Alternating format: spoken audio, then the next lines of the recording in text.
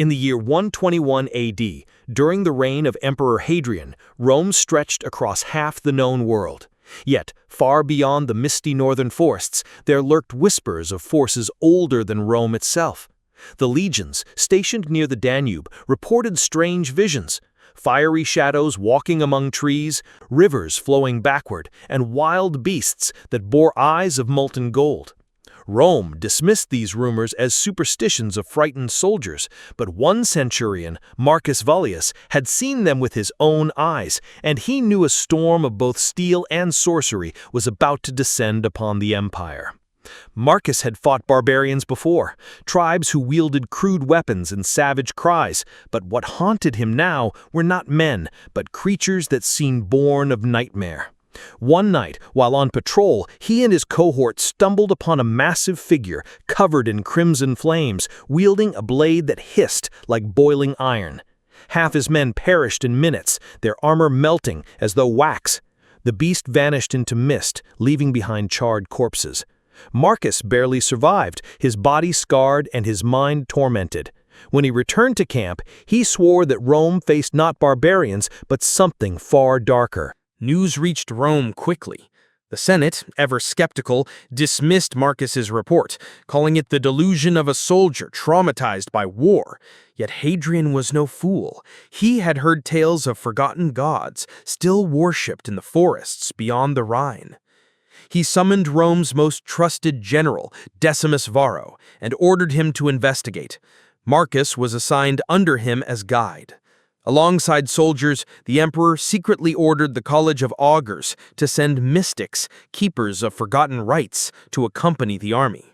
Rome, though mighty with steel, now sought allies in shadows and chants older than the Republic itself. The march northward was filled with unease. The soldiers mocked the presence of robed mystics, dismissing them as useless.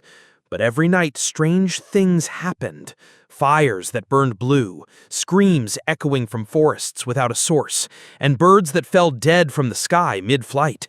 One augur named Lucilla warned that these were omens of God's awakening.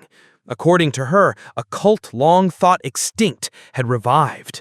The cult of the Crimson Flame, followers of an ancient deity banished by Jupiter himself. Their goal? To raise their god once more, through blood and conquest. And Rome stood in their way. News reached Rome quickly. The Senate, ever skeptical, dismissed Marcus's report, calling it the delusion of a soldier traumatized by war. Yet Hadrian was no fool. He had heard tales of forgotten gods, still worshipped in the forests beyond the Rhine.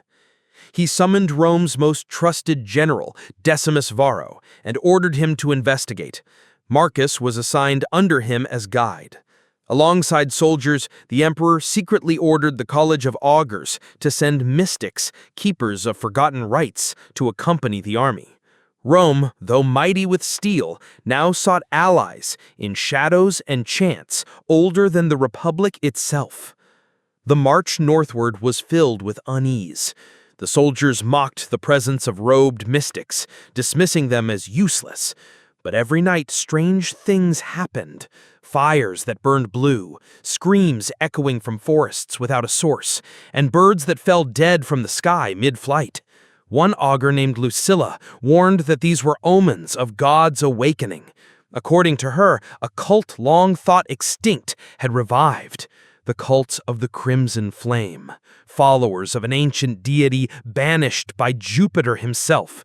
Their goal? To raise their god once more, through blood and conquest. And Rome stood in their way. General Varro dismissed the augurs as fanatics, insisting steel alone would triumph. Yet Marcus convinced him to press deeper into the dark forests where cultists gathered. Days turned to weeks, and the legion was harassed by unseen forces. Spears of fire rained from the sky, rivers boiled, and beasts ambushed them at night. Men deserted, others went mad, yet Marcus pressed on, his visions guiding him to a massive ruined temple hidden within mountains. There, flames burned eternally without wood or oil, and statues of monstrous gods towered. The cult was preparing for their grand ritual. The final war loomed.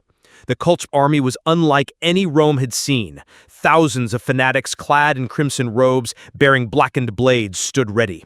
Behind them, creatures forged of flame and smoke writhed like serpents.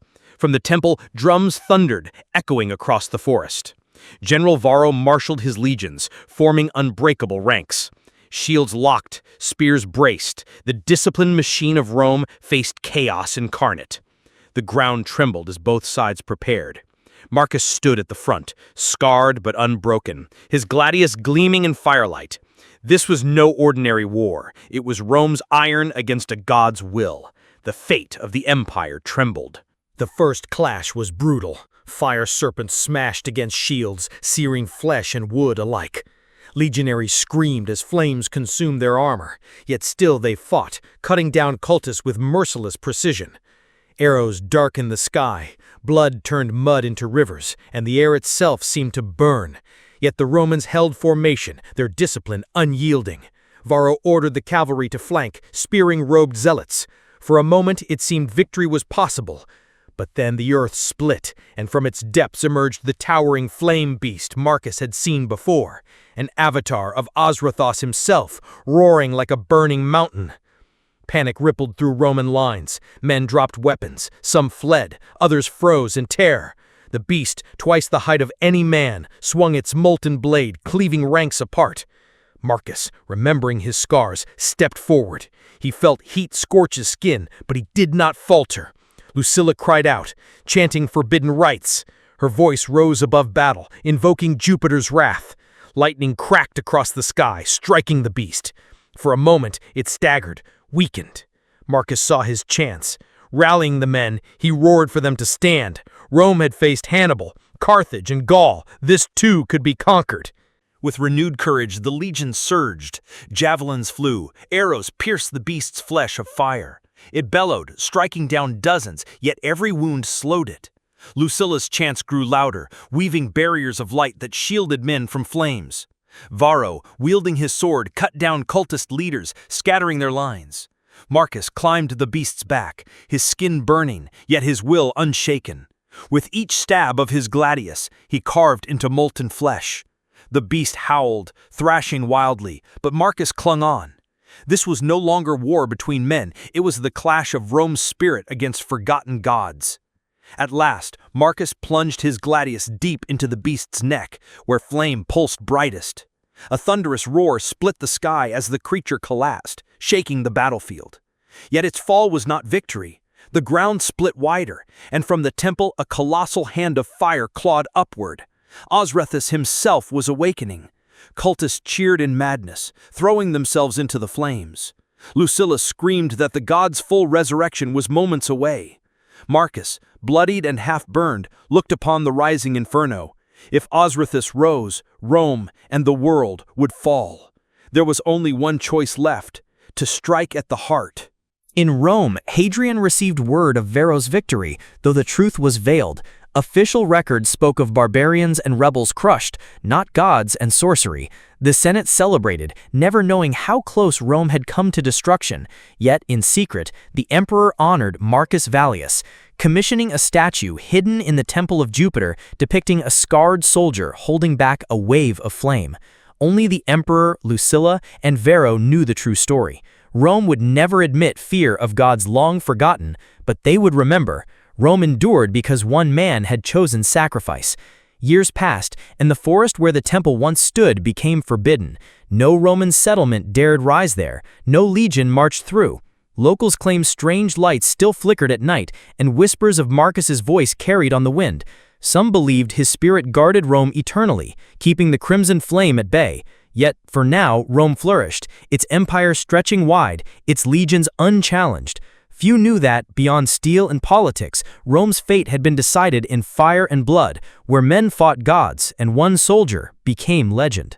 Lucilla retired into seclusion, becoming a silent guardian of Rome's spiritual defenses. She dedicated her life to preventing the Crimson Flame's return. General Varro, hardened by what he had witnessed, became one of Rome's greatest commanders, his victories praised, but his eyes always shadowed by what he had seen. At night he dreamed of Marcus standing between Rome and fire. Though Rome never acknowledged the truth, those who were there knew. They carried the weight of that war in silence, for no man would believe them. Yet without Marcus, none of them would be alive. Thus ended the War of Fire and Gods, hidden in Rome's forgotten history. Marcus Vallius, scarred soldier, became Rome's unspoken savior, a man who faced a god and chose sacrifice.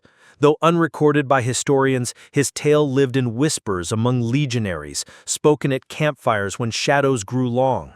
Rome, eternal city, survived not only through steel and conquest, but through the courage of men who gave all.